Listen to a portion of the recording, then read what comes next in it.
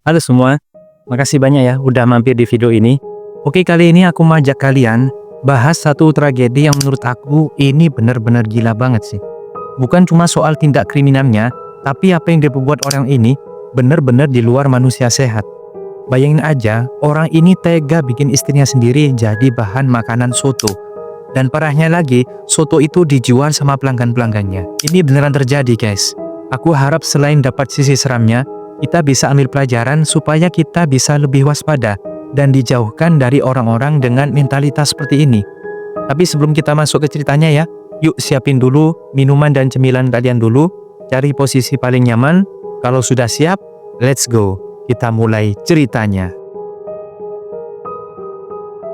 Cerita ini dimulai dari seorang pria bernama Benget Situmorang. Dia ini lahir dan besar di desa Ambarita, sebuah desa cantik di Pulau Samosir, Sumatera Utara. Dia ini tinggal bareng orang tua dan 3 adik-adiknya. Tapi yaitu, sejak kecil Benget ini memang mudah bikin pusing orang tuanya. Dia dikenal sebagai orang beringas, sebagai anak yang nakal, apalagi anak yang liar, dan sama sekali nggak bisa diatur.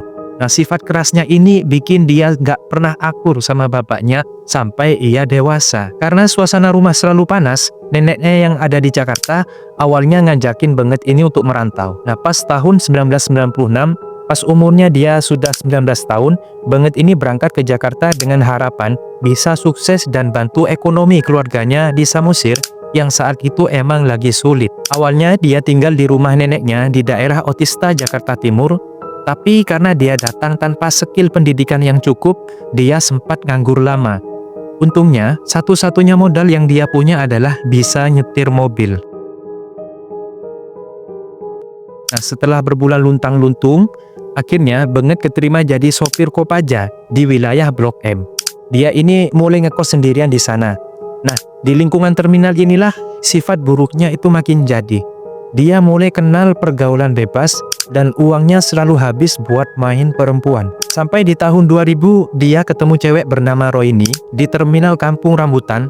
Nah, Roini ini pelanggan angkot yang sering dia temuin pas lagi kerja. Mereka akhirnya pacaran dan gak butuh waktu lama Benget bawa Roini ini ke Samosir buat nikah. Awalnya sih manis ya. Mereka balik ke Jakarta dan kontrak di Ciracas. Roini ini kerja di Manggarai, sedangkan Benget narik Kopaja. Semuanya itu kelihatan normal. Sampai 2 tahun kemudian, tepatnya tahun 2002, disinilah topeng Benget terbuka. Dia ini sering mabuk, main perempuan, dan yang paling parah, dia mulai sering main tangan ke Roini. Nah, ternyata sikap Benget ini sangat temperamen. Bukan cuma ke istri, tapi juga ke lingkungannya. Tetangganya pada risih karena dia suka bikin onar. Akhirnya di tahun 2005, Benget ini diusir sama Pak RT karena nggak ada yang mau tetanggaan sama dia. Mereka akhirnya pindah kontrakan, tapi tetap di wilayah Ciracas. Dan di masa-masa retak ini, Benget ternyata selingkuh sama cewek bernama Darna Sri Astuti yang kerja di sekitar terminal Kampung Rambutan. Darna ini nggak tahu kalau Benget udah punya istri dan 2 anak. Jadi dia mau-mau aja diajak serius. Benget makin jarang pulang ke rumah Roini. Puncaknya tahun 2011, Benget resmi ceraiin Roini yang akhirnya harus banting tulang sendiri buat 2 anaknya. Dan Benget ini langsung nikahin Darna di Jambi.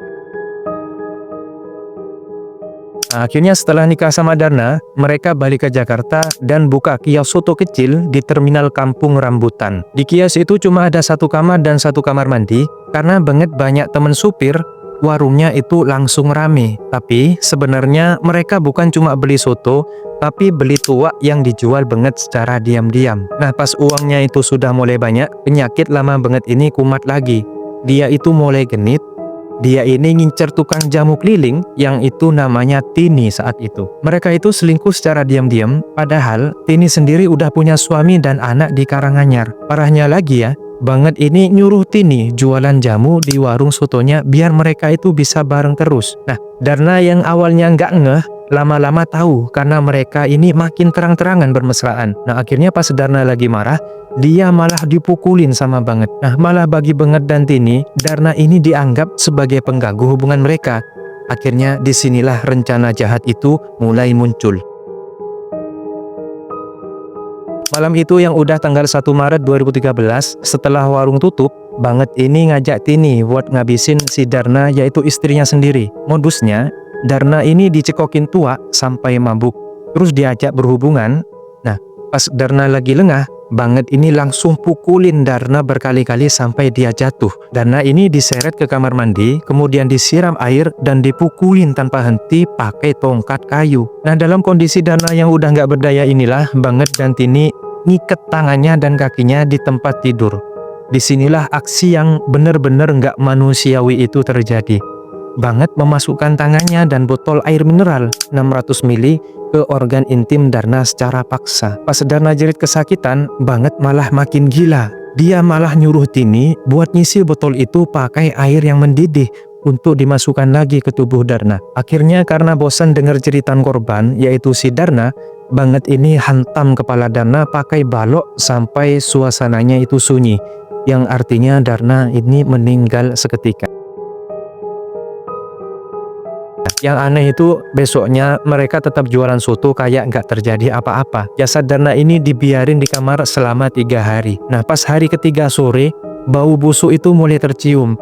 Barulah mereka panik gimana cara buang jasadnya. Akhirnya Banget ini bawa jasad Darna ke kamar mandi dan memotong jadi 5 bagian. Ini disuruh beli kresek besar dan potongan itu dibagi ke 7 kantong plastik. Yang satu kresek berisi daging, berisi jantung, dan hati itu disimpan di kulkas. Sisanya dibuang ke tol Cikampek pakai angkot seharga sewa 250.000 saat itu. Banget ini beralasan ke juragan angkot buat belanja bahan soto. Nah, di jalan tol, ini yang bertugas untuk membuang kresek-kresek itu secara terpisah di beberapa titik. Pas mau buang kresek terakhir yang isinya itu kepala, suasana lagi rame di Cilengsi. Tapi karena panik, mereka tetap buang itu di pinggir jalan tol.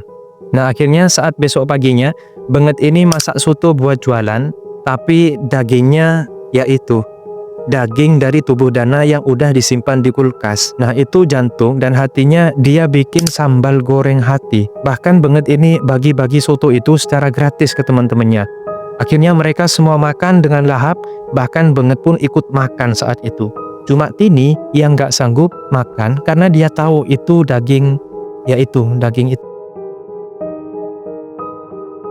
Nah, untungnya nih ya, pas Tini buang kresek kepala di jalan tol, ada saksi di mobil lain yang lagi menepi saat itu. Mereka curiga lihat cewek turun dari angkot buat buang bungkusan plastik dengan gerakan yang panik. Nah, pas saksi ngecek, ternyata isinya kepala manusia. Akhirnya polisi langsung bergerak nyisir jalan tol dan nemuin 5 bungkusan lainnya. Kemudian juga dibantuan CCTV tol dan keterangan saksi soal angkot merah, polisi berhasil nemuin juragan angkotnya yang langsung nunjuk ke si Banget ini tadi. Akhirnya Banget dan Tini ditangkap pas lagi asyik jualan. Nah, pas diinterogasi, Banget ini dengan santainya ngakuin semuanya. Dia bahkan bilang kalau organ dalam Darna udah ludes dimakan sama pelanggannya. Nah, warga dan teman-temannya yang dengar itu langsung mual dan shock berat. Kemudian Banget ini juga sempat dites. Hasil tes kejiwaan Banget itu menunjukkan kalau dia normal sebenarnya. Artinya dia sadar sepenuhnya pas ngelakuin itu. Akhirnya Banget ini divonis mati, tapi sebelum hukuman jalan, dia ini meninggal di penjara karena TBC akut di akhir 2013. Sementara Tini dapat hukuman 14 tahun penjara. Oke guys, kasus ini benar-benar jadi pengingat kalau kejahatan itu bisa ada di balik semangkuk soto yang kita makan. Gimana menurut kalian? Tulis di kolom komentar kalau kalian menemukan jawaban yang pasti. Jangan lupa like dan subscribe. Aku Jagodin, sampai jumpa di cerita berikutnya.